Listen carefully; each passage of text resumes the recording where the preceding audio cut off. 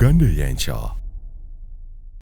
Those magistrates, they operate from powers above. The judges, powers from above. So the institutions are scared.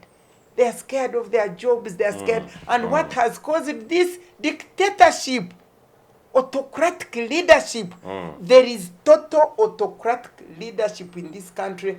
Powers from above, powers from above. If President Museveni is not aware that there are no abductions, then I think he has now come to admit the fact that when you stay in power for too long, people get used and everybody does what they want, and you lose control. You lose control of the nation. So if he, according to him, he doesn't see any abductions, if they are not there, then he has lost control over this nation. And I know, I live in this country. At one time, President Obote, by that time, Okutwaala removed President Obote. When I see these people who need him, this empty, I'm sorry, but I'm going to call them empty-headed.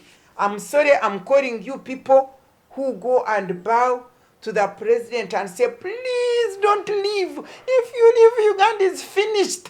I must call you, what word did I use? I have forgotten. I've forgotten the word. But surely, I question, do you have heads? I mean, how can you cry? There are 3 generations now. 3 generations, and you are crying. When you leave us, the country is finished. When you leave us, 40 years you've been leading Uganda. And when you leave Uganda, the country is finished. Then you have not led. I want everybody to hear this, whether they hate me or not. They must know what leadership is all about. It is about grooming people to take after you, to continue running with the vision that you came with. When you ask Miria Matembe, I'm sure out there, I have so many women, the NGOs, the organizations, I meet even young girls, they tell me, they call me Mama Matembe at home. So, because I led with the passion, I ran with the service, I did, and I let it go. But I love him enough to tell him, please, sir, grandpa, you have done enough. You need to retire. But when I see people come and tell him, sir, when you are not there, we are finished, then they are already finished, these pharaohs. So that means his leadership has finished them. It has finished people. It has finished the nation. They are hopeless. The only hope they have is in him, which is totally wrong. And me, I end up by asking, but surely, President Museveni, what do you want? What do you want? Why do you demean? I remember Mount telling him, sir, remember your legacy. In 2003, this is how many years after? 20. We told him. So for me, whether the state is not failed, but his leadership is a failure. You cannot lead and have nobody to go into your footsteps. Uganda y'enkya. In the recent interview, President Museveni said he'll be remembered for saving Uganda from a failed state. He'll be remembered for, of course, reviving security, development. The economy is growing. Do you concur with him? He saved Uganda from a failed state. Where is it now? The truth is, what he's saying, he redeemed it. It had died. He redeemed it and raised it up. But what does it matter when you revive a person and then kill that person?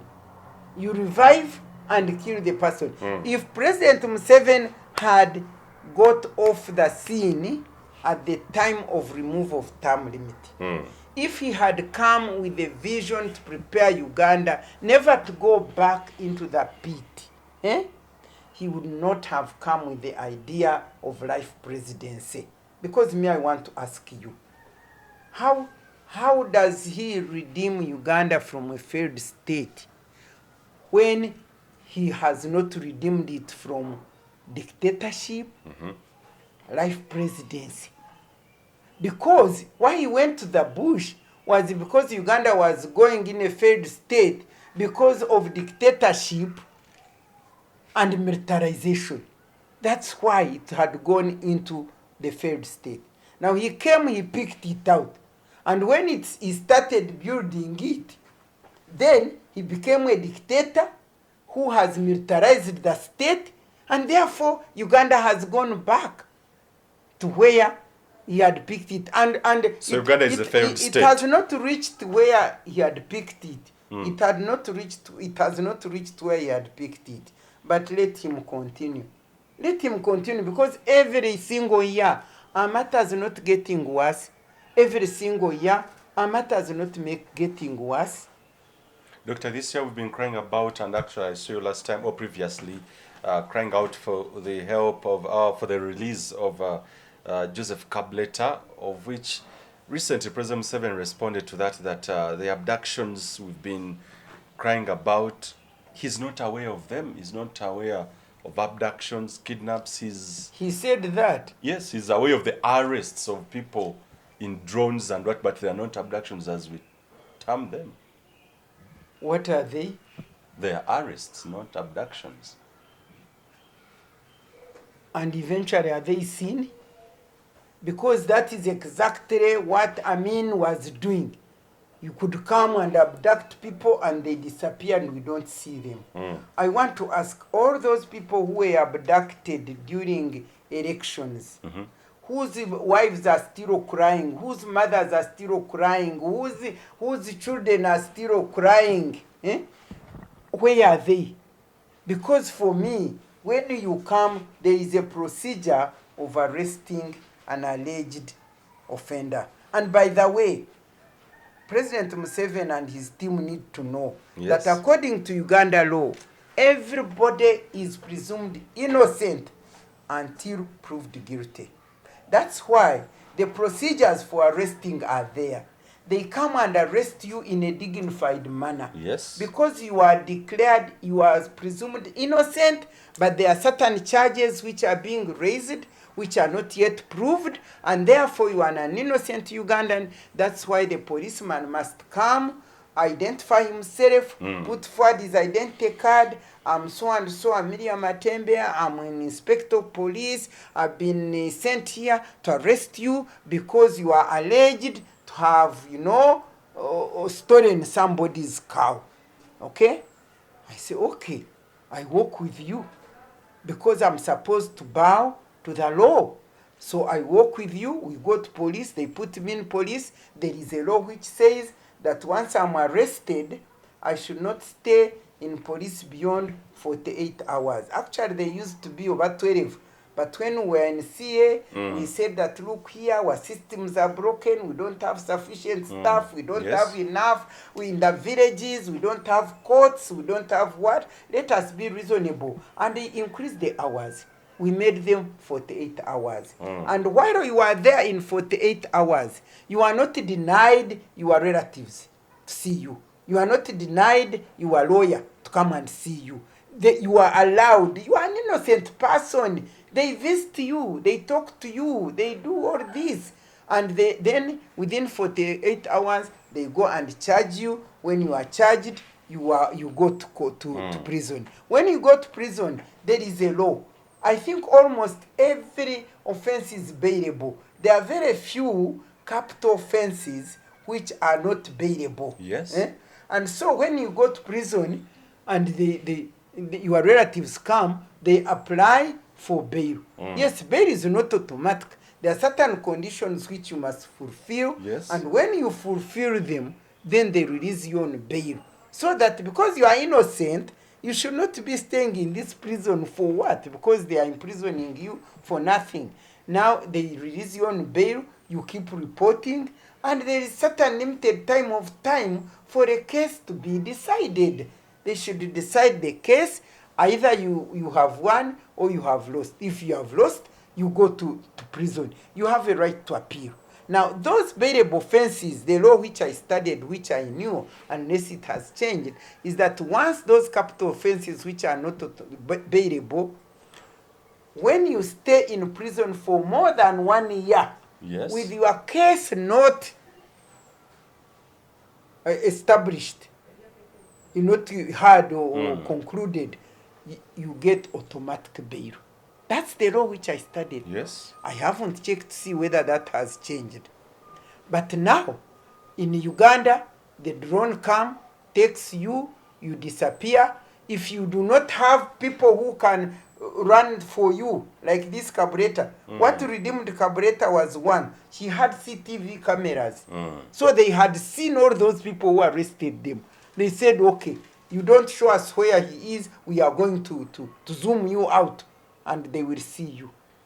And they said, those people have families. If they are zoomed out, they will be seen. Can you imagine? So, in Uganda, there is total dictatorship, total shutdown of Ugandans not to speak, total fear, which has gripped people, and total violation of human rights, and capture of state institutions which cannot operate independently. We do not have the principle of separation of powers. Those magistrates, they operate from powers above. The judges, powers from above. So the institutions are scared. They are scared of their jobs. They are scared. And what has caused this dictatorship, autocratic leadership? There is total autocratic leadership in this country. Powers from above, powers from above. If President Museveni is not aware that there are no abductions, then I think he has now come to admit the fact that when you stay in power for too long, people get used and everybody does what they want, and you lose control. You lose control of the nation. So if he, according to him, he doesn't see any abductions, if they are not there, then he has lost control over this nation. And I know, I live in this country. At one time, President Obote, by the time Okero Rutwa removed President Obote, Obote had lost control over the nation long ago. I think it was these Rwakasisis who had authority, and remember, they are now in Museveni's government. Rwakasisis had authority, and they would say, power from above, power from above. For me, the moment the word power from above started applying here in Uganda, that's when I knew my dear president brother had lost it. That's when I knew he had lost it. Because powers from above, above where? Because anybody now can do anything, and they say it is from above. That's where we are. That's where we are now. Yeah. And you may find many of these things he doesn't even know. But if somebody, like the land, like all this land grabbing and so on, you think he knows the people who are grabbing the land, but they come and say powers from above. And at times you find that they are the ones, and those ones who are being used, the big state agents who are used to keep him in power, you find they are the ones who are doing all these wrong things. Now anybody can arrest anybody saying powers from above. Does he still deserve to be called a president? Because when he swears For me, don't ask me such a question, because when he swears in, he says, I will protect, preserve, and of course defend the constitution, protect Ugandans with their property. Let me tell you, I'm a person who believes in God. Now the question you are raising, I'll put it to the biblical, the scriptures. You know, King Saul was doing very, very wrong. He was doing very wrong to David. David had delivered Saul. David had, when Saul was fearing Goliath and that kind of thing, and David had delivered Saul from that, and Saul became jealous and started hating and persecuting David. Eh? But David was saying, you don't touch the anointed of the Lord. And in fact, God gave David 2 times when he could have killed Saul. But he said, no, you don't touch the anointed of the Lord. The word of God says that all leadership comes from where? From God. From God. So for me, whether it is through reading, whether it is through what, as far as I know, if that leadership is from God, through reading and that kind of thing. Is it still from God? Do you read the Bible? Nebuchadnezzar, you know, this God is amazing. God, don't joke with God. God is amazing. He can see you as wrong people and you have become sinners, you are witches, you are crooked, and he can punish you. He can punish you with a leadership that will deal with you. You hear? Yeah. You need to read the Bible properly. But the question you are asking is does he still deserve to be called the president? Who is he? He's the president of Uganda. He's the president of Uganda according to the law, according to the authority, according to his swore by the constitution. The Electoral Commission declared him president of Uganda. Who are you not to call him president of Uganda? He's the president of Uganda. A president who doesn't know what happens. Do we have any other president? A president who doesn't know what happens in his country. Have you ever read The State of Africa, 50 Years of Independence by Miria? There is a book called The State of Africa, 50 Years of Independence. This man was documenting the long ago 50 years of independence. We need to document 60 because things are still the same. In that book, you'll find that some presidents who even took the central bank into their house. They were keeping the money in their houses. Yeah. You need to read that book. Africans, I don't know who created us.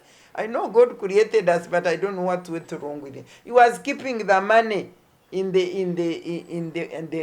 house, bringing the whole bank in the house, but he still remained a president. So Amin remained a president, and he was running, saying, I'm here, reaching Busia, saying, I'm the president, running, until you get another president.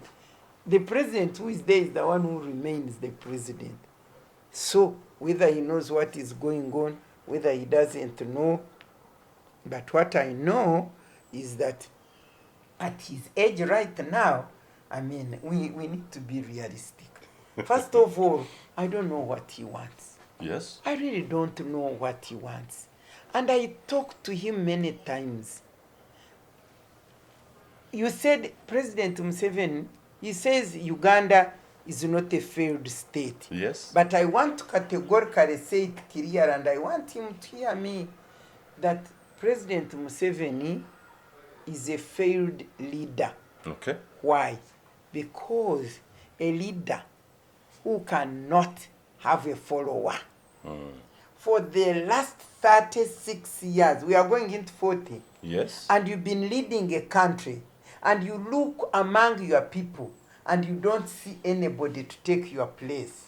As a leader, you have totally failed. Because leadership is about service. And as you serve your people, you are concerned with them. And you are saying, when I leave, I must leave my trait behind. I must leave the role models behind.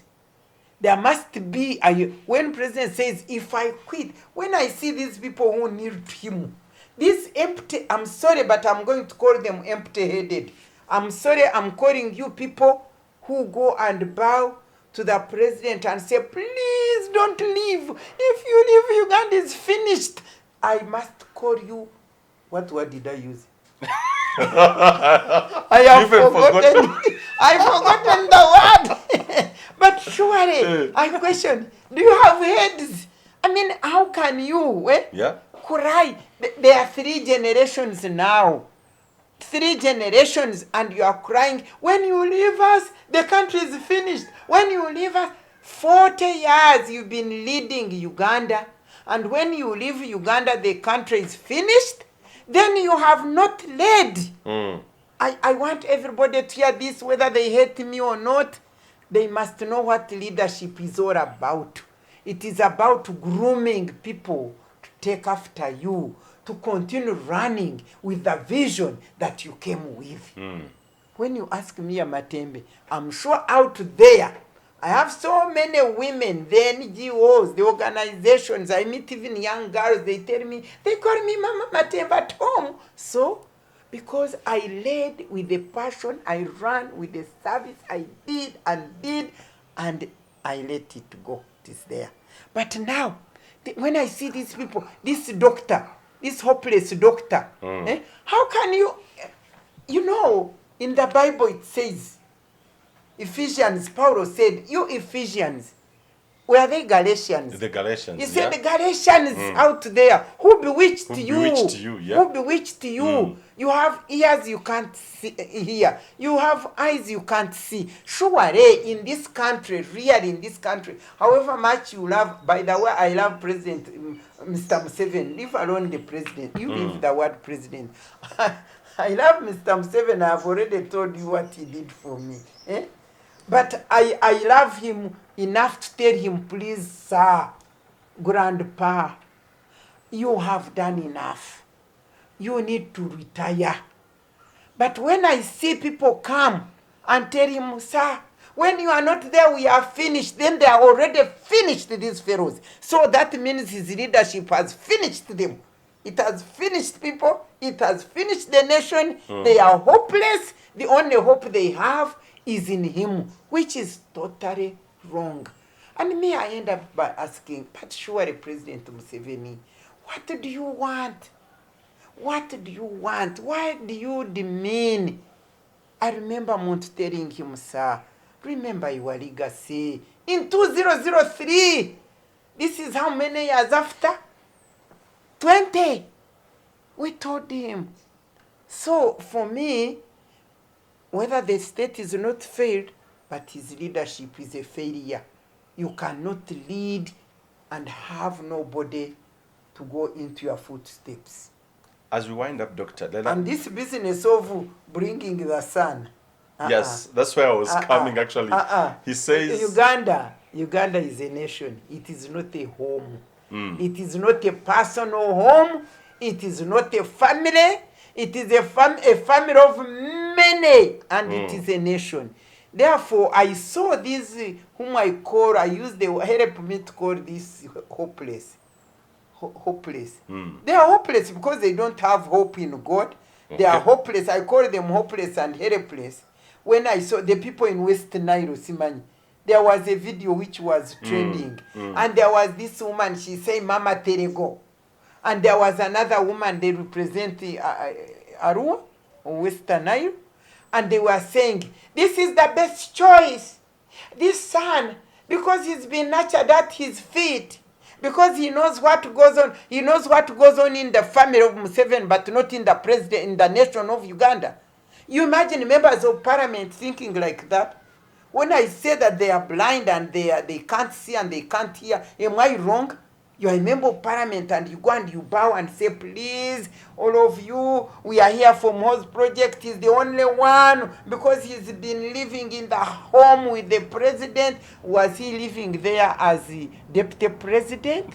Was he managing the state, the nation's affairs with their family? Let him be the heir to his father's family. But the heir to Uganda, and you see the members of parliament, they were there dancing, eating. I saw them on the video. And there is this Mama Terego, come and I give you breasts, Manyivichi. Nonsense! Nonsense! Of recent, in this interview, of course, which he did in the US, he said he's not aware of the threats his son, Muhoozi Kainerugaba, of which tweeted on his Twitter handle, of which he has threatened to crush all people against him, including journalists, calling them terrorists. Where does that take us? The dad says, my son, I'm not aware of the tweets. However, I'm aware of the tweets like about sports, but the most controversial ones, but, he's not aware of them. If threatening people. If I put that in godly terms, because I was thinking, I pray. Yes. I was thinking and asking God, what is this happening? And God was showing me that he's showing us the level where we have reached. is showing us the level where we have reached, where the son and the father. Do you know Solomon? Yes, King Solomon. You know who was it that went? No, David.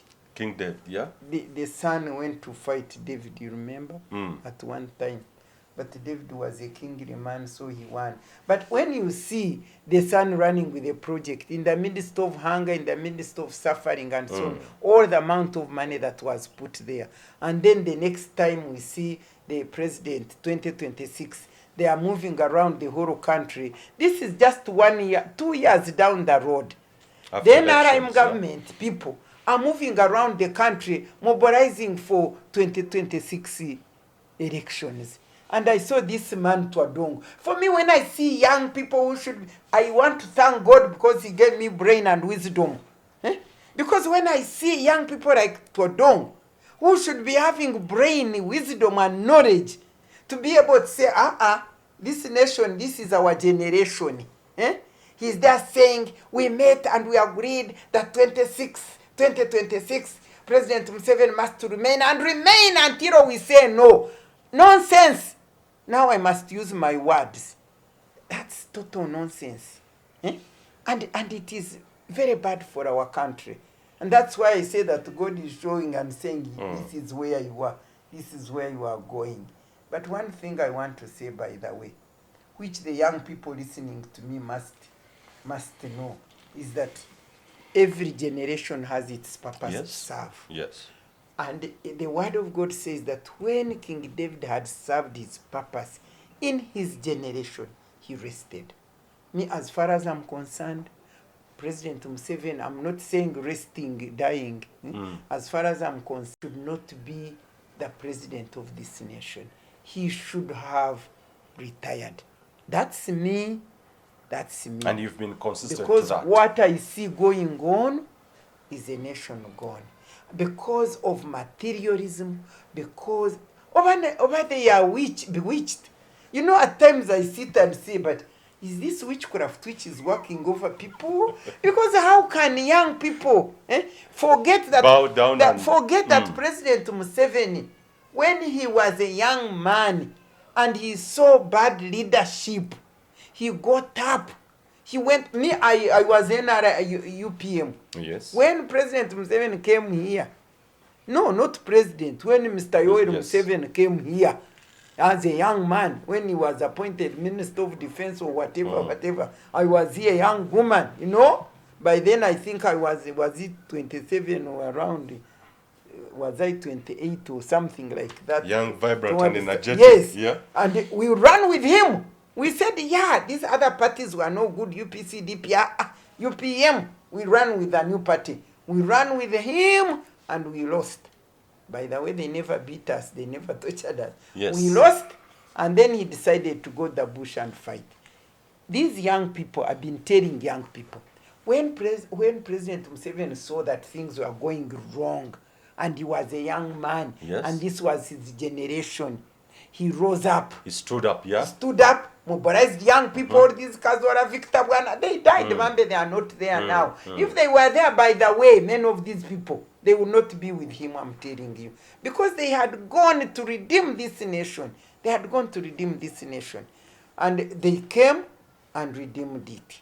Now that it has gone in a wrong direction, I don't advise them to go to the bush. Yes. Me, I advise them to rise up and say, this is our generation and it is time for us to serve our generation. And mobilize themselves here under the law, not going to fight. Me, I don't want them to fight. I want them even to go and tell President Museveni. And and tell him, using the opportunity to bow down. And tell him, sir, you know, you have really served us. We came from far, but right now, we are here jobless. We are suffering. Marijuana, alcoholism, because we are lost. We don't have, what to do. The robbery, corruption has finished all the money. The schools are down. The teachers cannot get salary. The doctors, we are here. So please, sir, you served your purpose. We are here. We are educated. Okay, we are here. But we need time to organize ourselves and also find a way and a new strategy of leading ourselves. Doctor, as we end this interview, do you see President Museveni back on the ballot in 2026? Or, because I've interviewed some senior citizens saying that he would die in power. He has no hopes of even handing over power to his son. No, he doesn't. He doesn't. For me, I don't know, Bambe, what happened to this man.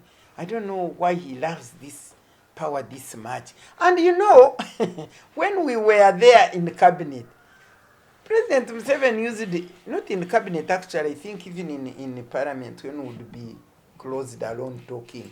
He used to laugh at those people. He was laughing at Kenya, in fact at Moi.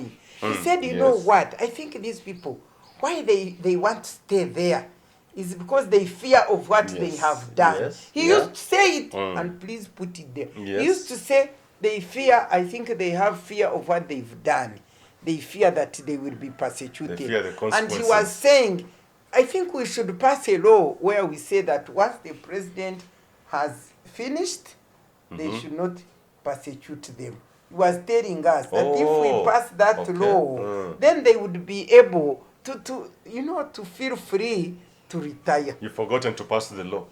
No, he was just discussing, talking about it. He was advising. Now, when I see him loving powers, look, you are telling me that when he went to America and they asked him, are you coming again? He said, it is Ugandans who will choose. No! Ugandans, let me ask you, can Ugandans come and pick me from this house and take me to contest for elections when I don't want? Can they tell me? Can Ugandans come and say, Matembe, we want you come? If they came, I would tell them, now you know what? If you think I'm your president and you want me, you go and make sure you win everything, and when you are through, you give me the chair. But the president who says, when NRM calls me, I will go. Aren't you a human being? Do people choose for you? Do people choose for President Museveni? Didn't Honorable President Nyerere, he was called by his people, they said you are not going yet. He told them, you people, no, it is time for me to rest. Because if I don't rest, when will other people take the position? He said, no, let us organize, let me go, and he left. So this horror, I mean, I don't know, I don't want to abuse the president, I want to use the word nonsense.